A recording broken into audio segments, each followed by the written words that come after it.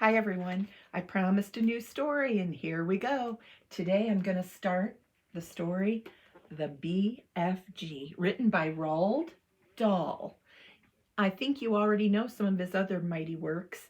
He also wrote James and the Giant Peach, which was a great movie, and probably something that is on everybody's favorite list, Charlie and the Chocolate Factory, known also as Willy Wonka.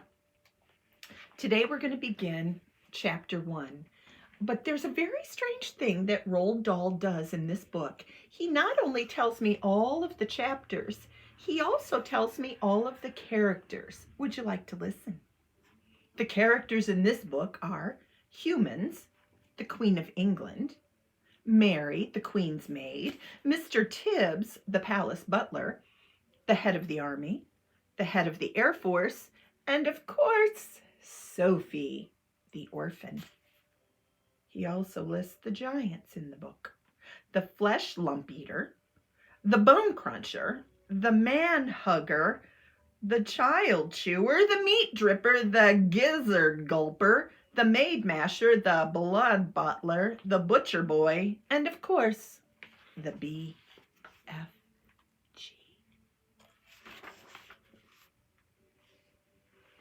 See that? Oh, that's my bookmark. Sophie. Here we go. Chapter 1.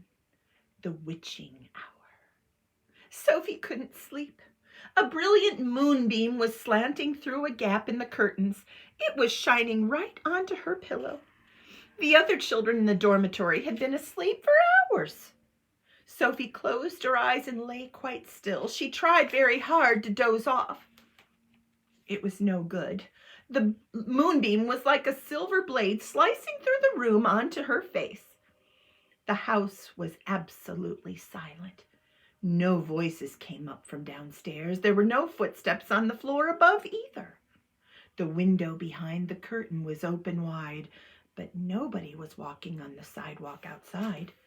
No cars went by on the street. Not the tiniest sound could be heard anywhere.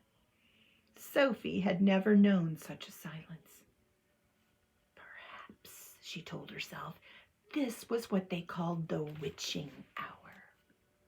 The witching hour, somebody had whispered to her once upon a time, was a special moment in the middle of the night when every child and every grown-up was in a deep, deep sleep, and all the dark things came out from hiding and had the world to themselves.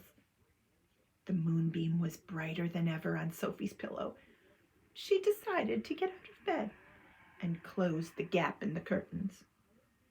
You got punished if you were caught out of bed after lights out, even if you said you had to go to the lavatory. That was not accepted as an excuse, and they punished you just the same. But there was no one about now. Sophie was sure of that. She reached out for her glasses that lay on the chair beside her bed.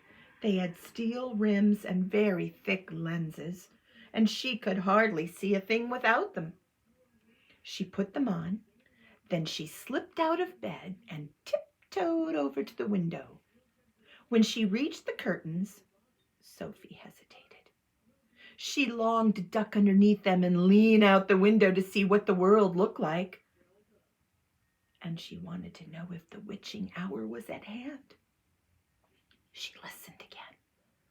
Everywhere it was deathly still. The longing to look out became so strong that she couldn't resist it. Quickly, she ducked under the curtains and she leaned out of the window. In the silvery moonlight, the village street she knew so well seemed completely different. The houses looked bent and crooked, like houses in a fairy tale. Everything was pale and ghostly and milky white. Across the road, she could see Mrs. Rance's shop, where you could buy buttons and wool and bits of elastic. It didn't look real. There was something dim and misty about that, too. Sophie allowed her eyes to travel farther and farther down the street. Suddenly she froze. There was something coming up the street on the opposite side. It was something black. It was something tall and black. It was something very tall and very black and very thin. See you tomorrow.